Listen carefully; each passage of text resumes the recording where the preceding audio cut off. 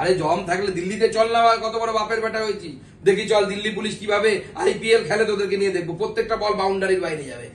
দম থাকুক তো ঝামেলা করে দেখা, পিটিয়ে চোস্তা বানিয়ে দেবে। তৃণমূলকে শুধুমাত্র ব্যবহার করছে, যেদিন তৃণমূল ব্যবহার হয়ে যাবে ধরবে ওয়েস্ট ডাস্টবিনে এইভাবে ফেলে দেবে। মমতা বন্দ্যোপাধ্যায় এটাতে এক্সপার্ট। অভিষেক বাবু তার পরিবারে বাঁশের ঝাড় থেকে তো বাঁশ আর আলাদা হবে না, ঝাড় যেরকম বাঁশ সেরকমই হবে, একই কোয়ালিটির বাঁশ। আজকে তো পশ্চিমবঙ্গ ছেড়ে এরপর আমাদেরকে গুজরাট বা অন্য কোথাও গিয়ে স্থান নিতে হবে, যা পরিস্থিতি তৈরি হয়েছে। দেখুন, আমরা যা বিভিন্ন হোয়াটসঅ্যাপ গ্রুপ থেকে বিভিন্ন স্ন্যাপশট পাচ্ছি, সেই গ্রুপে মুসলিমরাই আছে, অন্যরা কেউ নেই। বহু শুভবুদ্ধি সম্পন্ন মানুষ যারা আছেন তারা পাঠাচ্ছেন আমাদেরকে, তাতে দেখতে পাচ্ছি বিভিন্ন জায়গায় উস্কানিমূলক আহ্বান দেওয়া হচ্ছে ওয়াকফ বিলের বিরুদ্ধে, বিভিন্নভাবে সেখানে লোক জমায়েত করার কথা বলা হচ্ছে। এই পরিস্থিতি যদি চলতে থাকে আগামী দিনে পশ্চিমবঙ্গে আমার মনে হয় 355 বা 356 ধারার মতো কিছু লাগু করতে কেন্দ্র সরকারকে বাধ্য করবে বাংলার মানুষ। আমরা চাই না, আমাদের কেন্দ্র সরকার জানেন আপনারা 356 ধারার প্রয়োগে আমরা বিরোধী, নীতিগতভাবে বিরোধী, কিন্তু যা পরিস্থিতি, যে পরিস্থিতি থেকে মমতা বন্দ্যোপাধ্যায় এই রাজ্যকে নিয়ে যাচ্ছে, এই রাজ্যে বিশেষ আইন, বিশেষ অধিকার কেন্দ্রীয় বাহিনী দিয়ে তাদেরকে নামাতে হবে, নাহলে এখানে এই রাজ্যের সংখ্যাগরিষ্ঠ মানুষকে, যারা কোনো কোনো জেলায় সংখ্যালঘু, তাদেরকে বাঁচানো যাবে না। একদম দ্বিতীয় বাংলাদেশ তৈরি করার চক্রান্ত মমতা বন্দ্যোপাধ্যায় এবং তার পার্টির তরফ থেকে করা হচ্ছে, এবং আমার মনে হয় this is the high time আমাদের হিন্দুদের এবং শুভবুদ্ধি সম্পন্ন মানুষ যারা আছে অন্যান্য ধর্মের, কারণ যেখানে ইসলামী ধর্ম সম্প্রদায়ের মানুষ সংখ্যাগরিষ্ঠ, পৃথিবীতে খুব হাতে গোনা দেশ আছে যে দেশে তারা শান্তিতে আছে। ভারতবর্ষে সেকুলারিজম, প্লুরালিটি সমস্ত কিছু আছে, কারণ এখানে হিন্দুরা সংখ্যাগরিষ্ঠ। যেদিন হিন্দু সংখ্যাগরিষ্ঠ থাকবে না, সেকুলারিজম থাকবে না, প্লুরালিজম থাকবে না, কোনো কিছু থাকবে না। এটা বারবার প্রমাণিত হয়েছে ইতিহাসে। অতএব this is the high time, আমাদের কণ্ঠ আরো বলিষ্ঠ হওয়া উচিত এবং আমাদের সকলকে এই বিষয়ে ভাবা উচিত। বাঙালি হিন্দু নচেত আগামী দিনে বিজেপি আপনাদেরকে বাঁচাতে পারবে না, আমি পরিষ্কার বলে দিচ্ছি। দেখুন, যখন অযোগ্য লোককে আপনি একটা বড় জায়গায় বসিয়ে দেবেন না, তখন এই ধরনের ঘটনাই ঘটবে। রায় দিল সুপ্রিম কোর্ট। সুপ্রিম কোর্ট কি কেন্দ্র সরকারের আন্ডারে কাজ করে? তাহলে এই যে তামিলনাড়ু যে তাদের পক্ষে রায় পেল, তাহলে কিভাবে হলো? এটা এই রায় তো কেন্দ্র সরকারের বিরুদ্ধে গেছে, তো তাহলে সেই রায় কিভাবে সুপ্রিম কোর্ট দিল? পুরো দায়টাকে নিজের ঘাড় বাদ দিয়ে সবার ঘাড়ে দায় দিয়ে দিয়েছেন। দেখুন, মমতা বন্দ্যোপাধ্যায় এটাতে এক্সপার্ট। অভিষেক বাবু তার পরিবারে বাঁশের ঝাড় থেকে তো বাঁশ আর আলাদা হবে না, ঝাড় যেরকম বাঁশ সেরকমই হবে, একই কোয়ালিটির বাঁশ। তো সেই বাঁশ পশ্চিমবঙ্গবাসী বয়ে নিয়ে চলছে। আমরা দার্জিলিং যখন যেতাম আসতাম, বা এখনো গেলে পরে দেখতে পাই মোটা মোটা বাঁশ পাওয়া যায়, হ্যাঁ, এইরকম বড় বড় বাঁশ পাওয়া যায়। তো ওই বাঁশ হচ্ছে অভিষেক ব্যানার্জি। বাঙালির আগামী দিনে এই বাসটা জুটবে, চিন্তা নেই। বহিরাগত মানে কারা? কারা বহিরাগত? এই খলিলুর রহমান সাহেবদেরকে আমি বলতে চাই যে আপনারা কেন গোটা বছর দেখেন না এলাকা? দিনের পর দিন জালসা হয়, সেই জালসাগুলোতে হিন্দু ধর্ম, মূর্তি পূজা, এইসব নিয়ে বাজে বাজে কথা বলা হয়। দক্ষিণ 24 পরগনা অভিষেক ব্যানার্জি লোকসভাতে হয়, কেন পুলিশ আটকায় না যে এই ধরনের মন্তব্য করা যাবে না?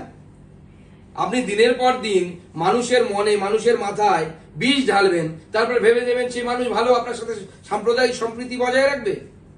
রাজ্য সরকারের কোনো কন্ট্রোল নেই, এর থেকে বেশি মুসলিম তো আসামে আছে। দম থাকুক তো ঝামেলা করে দেখা, পিটিয়ে চোস্তা বানিয়ে দেবে। আমাদের হাতে প্রশাসন ছেড়ে দিক না।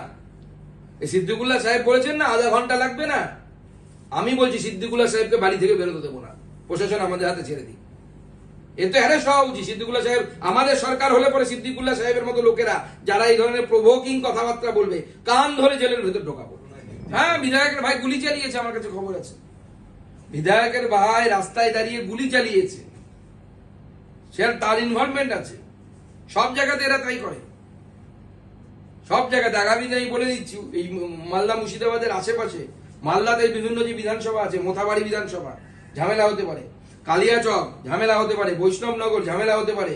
আপনি চলে যান উত্তর দিনাজপুরে, ডালখোলা, কিষানগঞ্জ সংলগ্ন এলাকা, ঝামেলা হতে পারে। ইটাহার ঝামেলা হতে পারে। প্রশাসনের উচিত এখন থেকে উপযুক্ত ব্যবস্থা নেওয়া, প্রয়োজনে কেন্দ্রীয় বাহিনী নামানো এই সমস্ত এলাকায়। না, সে তো ভয়ঙ্কর পরিস্থিতি জেলায় জেলায় তৈরি করা হচ্ছে। আমার জেলার আমি ভিডিও পেয়েছি, আমি পুলিশকে দিয়েছি, আমার তরফ থেকে পুলিশকে জানানো হয়েছে যে এই এলাকাগুলো মুসলিম অধ্যুষিত, সেই এলাকাগুলোতে এইভাবে ডিস্টার্ব করার চেষ্টা করা হচ্ছে এবং উদ্দেশ্য পরিষ্কার ক্লিয়ার। এদের হাতে শক্তভাবে এদের হাত ভাঙা উচিত। এরা জেহাদ করতে নেমেছে, পরিষ্কার বলছি, কোনো রাগ ঢাক নেই এদের, পরিষ্কার বলছে। হিন্দুর মাকে কি করবো মহিলারা বলছে, তাদেরকে গিয়ে বলেছে তোদের নরেন্দ্র মোদী করেছে, তোদের হিন্দুদেরকে একটাও ছাড়বো না। আরে জম থাকলে দিল্লিতে চল না, কত বড় বাপের বেটা হয়েছি, দেখি চল দিল্লি পুলিশ কিভাবে IPL খেলে তোদেরকে নিয়ে দেখবো, প্রত্যেকটা বল বাউন্ডারির বাইরে যাবে। সিদ্দিকুল্লাহ চৌধুরী সাহেবের এত দম, যান না দিল্লিতে গিয়ে মস্তানি মারতে, দম থাকলে, বাপের বেটা হলে যান, দেখি কত বড় বাপের বেটা হয়েছে। পিটিয়ে একদম তক্তা বানানোর ব্যবস্থা করবে দিল্লি পুলিশ। দেখুন, ওয়াকআপ যে আইন পাশ হয়েছে, প্রথমে আমি ক্লিয়ার করে দিতে চাই, এই আইন অনুসারে ওয়াকআপ সম্পত্তি, এই যে তৃণমূল কংগ্রেস এবং তৃণমূল কংগ্রেসের যারা লেজুর মুসলিম সংগঠনগুলো যে প্রচার করছে যে ওয়াকআপ সম্পত্তি নিয়ে নেওয়া হবে, কিচ্ছু নিয়ে নেওয়ার কোনো প্রভিশনই আইনের মধ্যে নেই। ওয়াকআপ সম্পত্তিটাকে আরো বেশি জুডিশিয়ালি কিভাবে ব্যবহার করা যায়, আরো কিভাবে খাতায় কলমে ব্যবহার করা যায় তার ব্যবস্থা নেওয়া হয়েছে। কিন্তু বাপি হালদারের মতো লোকেরা, তারা মুসলিম ভোট ব্যাংকের জন্য, আমি তো বাপি হালদার বলবো না, বাপি মোল্লা বলবো এরপর থেকে, বাপি মোল্লা, এবং আমার সন্দেহ হয় এদের জন্ম নিয়ে, আমার বলতে খারাপ লাগছে, মানায় না আমার মুখে, তবু এদের নিয়ে সত্যিই সন্দেহ হচ্ছে আমাদের, যে বাপি মোল্লার মতো লোকেরা তারা শুধুমাত্র ভোট ব্যাংকের জন্য কতটা নিচে নামতে পারে। কার চোখ উপড়বে? ডন নাকি? পুলিশ সিকিউরিটি সরিয়ে নিলে বাড়ি থেকে বেরোনোর দম নেই, তার বড় বড় কথা, টেনে থাপ্পড় মারলে কাঁপতে থাকবে হাম হাম করে, সে বড় বড় কথা, চোখ উপড়ে নেবে, হাত কেটে দেবে, পা কেটে দেবে। ফাজলামো মারতে এসছো তুমি? ভারতবর্ষের সংবিধান নিয়ে শপথ নিয়েছো, তোমার মুখে মানায় এগুলো কথা? এই অসভ্য জোচ্চোর, পেটে বিদ্যা নেই, এই সমস্ত লোকেদেরকে তৃণমূল কংগ্রেস নেতা বানিয়েছে। এটা হচ্ছে বাংলার দুর্ভাগ্য, বাঙালির দুর্ভাগ্য।